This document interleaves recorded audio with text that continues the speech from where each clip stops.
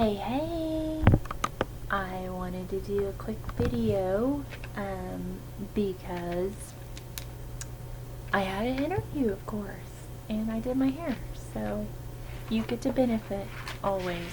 Every time I have an interview, you get a video. Win-win.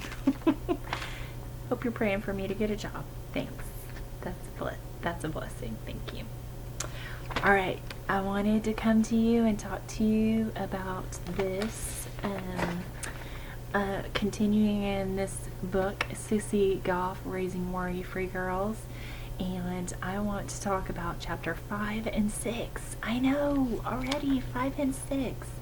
It seems as if I'm going through this a little slow, but it needs to be gone through slowly, so it's worth it. We only have 3 more chapters left, so I love this book. It's written in such a good way. Like I've said before, it has cheat notes at the back, and just very thankful for this in this time of life. So, chapter 5 and 6 of this book. I want to start off with the verse. John 10:10 says, "A thief's purpose is to steal and kill and destroy. My purpose is to give them a rich and satisfying life."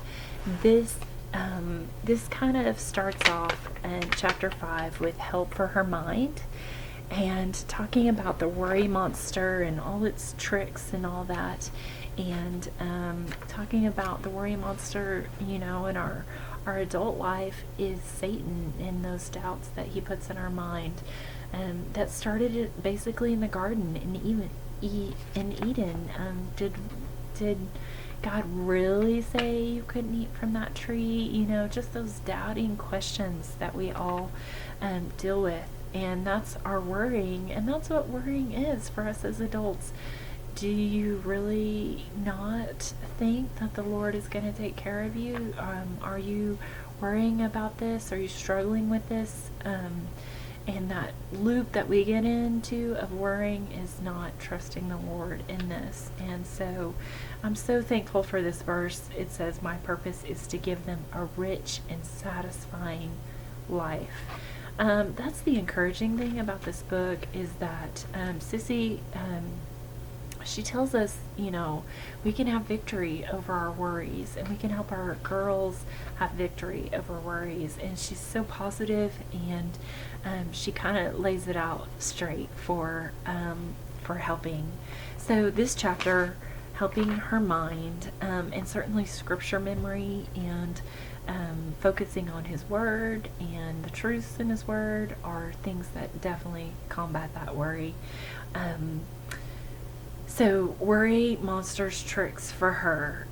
It just kind of talks about more of those mind games that worry plays in our kids, and what that looks like as far as exaggeration, getting yourself worked up in what could happen, the what ifs, the worst case scenarios, the catastrophic thinking. She talks about that, and she kind of addresses that. She kind of shows all those different mental health, how kids get into these anxiety-ridden states, how all the different ways they could get into those, exaggerating thinking, not thinking that they're good enough, the doubt, self-doubt, not remembering how they worked through things. And I think that goes back to God's faithfulness, is we're all guilty of not remembering God's faithfulness, of how he brought us through different trials. And so she addresses all those different things, perpetual questions, and all these different worry monsters tricks.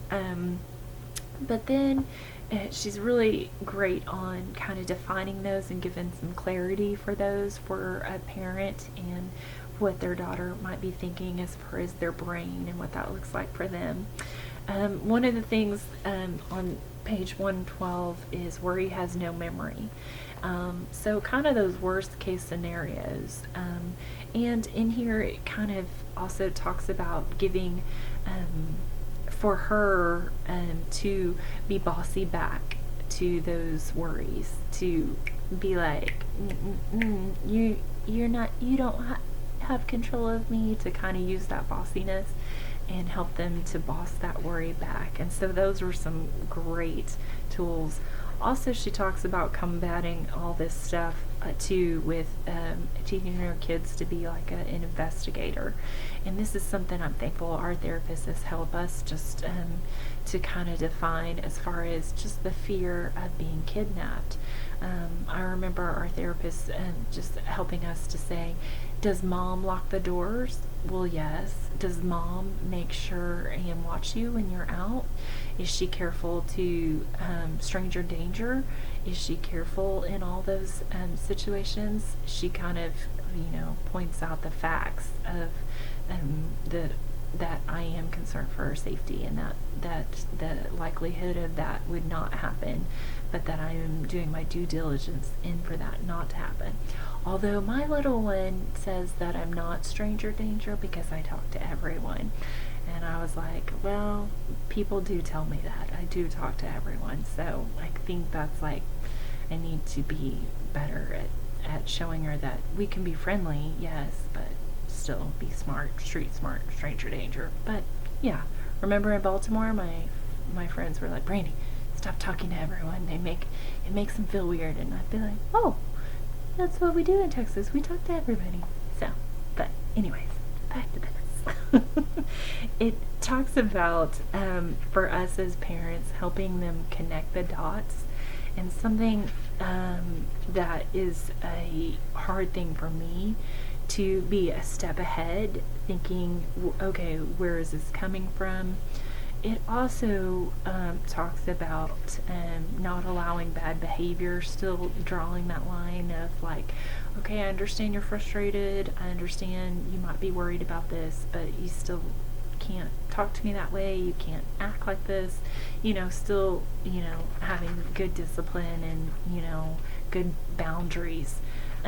In this, she makes this statement that was kind of, for me, I just was like, whoa. It says, giving her warnings first, as she may not know the sounds of angry or disrespect in the moment. Then giving her consequences if she doesn't rein it in. If her anger goes unchecked at home, it will eventually spill over into school and friendship and future relationships. It says when we draw boundaries, it says she will feel safer when she knows she's not the most powerful person in the room. I was like, whoa, that's very insightful. And then it also talks about that when we give boundaries, we build confidence, and it allows her to get away, if allowed to get away with being the worst version of herself, she eventually becomes who she believes she is. So I was like, wow, discipline and boundaries helps them realize that you don't have to be the worst version of yourself. And I was like, yeah, discipline, raising the bar. It's not that I want to be a mean mom. I'm helping her to see that that's not how you handle problems, or that's not how you handle worry. So that was encouraging to me, the part on even though she's still dealing with frustration and fears and anxiety, to still to be, still make sure you're holding the boundaries and you're not being a pushover. Connecting the dots, to name your worries, to define it, to be, I think that's what I wrote down in my notes, being prepared for worried and being knowledgeable about worry and how that comes out in our lives, and then practice situations that help us deal with worry and how we would do that and be prepared. I remember when I used to teach kids about dating. I know, single person Brini teaching people about dating. I don't know, but I would, say, be prepare. What is your plan in dating? Just don't be half-hearted, or have a plan. And I would always say this, no plan at all is a plan to fail. And so this kind of hit me back on how do I prepare my little one for trauma, trials, for the worry monster. How am I preparing her to deal with that and making sure she has the good. And Sissy's book is great for her to work through that on chapter 5 and 6 too, and it's so beneficial for her to kind of see those tricks of the worry monster, define that, and then have good tools on how to do it. But it kind of goes in, and I'm going to go into chapter 6 because I'm going to try to make this not so long for you. I know, thank you for listening. But chapter 6, helping for her heart, it talks about trying not to avoid. I just had a conversation with someone and they're like, well, how do you deal with conflict? And I was like, well, I'm a people pleaser, so I don't like conflict, but I've learned in life that avoiding it doesn't help. It just makes it worse. So to do the hard work of confronting it, to get it out in the open and deal with it. As much as I hate that, I don't like doing that, it's definitely worthwhile to go ahead and, have the struggle of dealing with that. It talks about that in dealing with worry. Avoiding it doesn't help it. It actually gives the worry monster strength when you avoid it. And so that, for me, is a big mirror in my face of just dealing with things and not putting it off. And not working through the hard part of working through that and doing the work. It talks about, for us as parents, in chapter 6, this was very helpful for me, but it says that you have to be the person that works harder than she does. And I was like, ugh, parenting is already hard enough, right? Can I get an amen?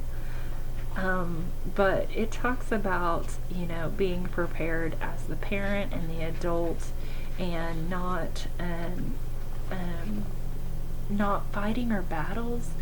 And so much, it talks in chapter 6, it's really good about not rescuing your child and helping them have all the tools to be successful and encouraging them to find their voice and to be successful in fighting their own battles. And that is something, in my house we were raised, in the Caffey family, it's, we don't have any Indians. It's all chiefs. No Indians. Everybody wants to be chief. And so we were raised very much like you do your own ordering, have your own voice, you take turns saying the prayer. My dad always made us, and still does this to this day, tells whoever's turn it is to say the prayer. My dad will say whose turn it is. And so so we were raised very independently. But, as an older parent, I want to say that, as a 43-year-old parent, and to be a new parent, it's almost easier to do things for them because I'm set in my ways and I want it to be done this way. And, it's easier just to do it myself, which is not beneficial for my child. And so that was kind of a good thing for me on working harder than she does. It says, the more I care, the less she does. She either becomes lazy, letting me do the work, or opposition and reactive, as in she's a teenager. It says, when you have more emotion over something in her life than she does, she typically either shuts down or simply stops talking to you about it. Worry operates under the same idea. You can't work harder than she does to defeat her worry monster. Again, mind-blowing. So it's just a good 5 and 6 are talking about her ownership, her responsibility, her having the investment in dealing with her worry and problems of figuring it out. It also talks about the questioning, and Sissy, the first time I heard Sissy Goff speak about this book, was on NEF Downs podcast, and she talked about the questioning, the consistent, like, where are we going, what are we doing, how much time, when will you be back, kind of confronting those questions as, hey, is that your worry monster talking, or is that you, of limiting the questions of, I remember hearing my sister-in-law say, I'm not prepared to give you the answer yet, to her little one, and I was like, ooh, I'm going to use that one, and I have used that a lot. So trying to balance on the amount of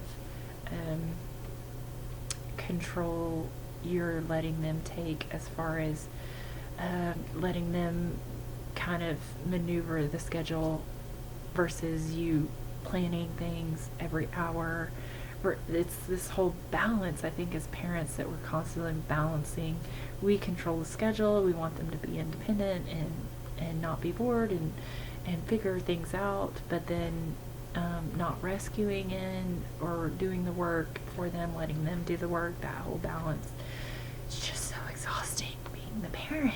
No one ever told me, right? The last thing in chapter 5 and 6 that I was blown away by was the flexibility. Teaching them flexibility helps in kind of trusting the Lord, and that has been a hard thing for me, because my little one likes structure and planning and schedule, and I know that's good for her, but I kind of have said on Saturday, I don't want to have a plan. I just want it to be, go whatever we do. And so that just causes more struggle, and to work through that. And I've just almost given up and been like, okay, I'm going to plan Saturday too, but to kind of just still stick with being there are one days we can be flexible, because it's in our benefit to be flexible and see where the Lord has for us. Yes, there's a time for a schedule, and yes, my little one has to go to bed, or else she needs that rest. And me as a parent, knowing she needs what she needs and holding to that schedule is important, but also kind of teaching flexibility and ultimately trusting the Lord, because what adult knows the plan for their future? If you know the plan for your future, good job for you.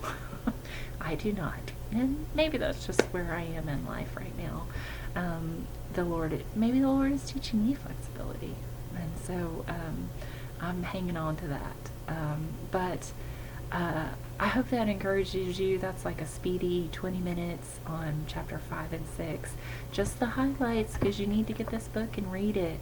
But if you haven't done that, I hope you're watching these videos, and I hope you are encouraged. Sissy does a great job of encouraging. And that verse, John 10:10, a thief's purpose is to steal, kill, and destroy. My purpose is to give them a rich and satisfying life. Rich and satisfying. It doesn't mean rich as far as wealth and money.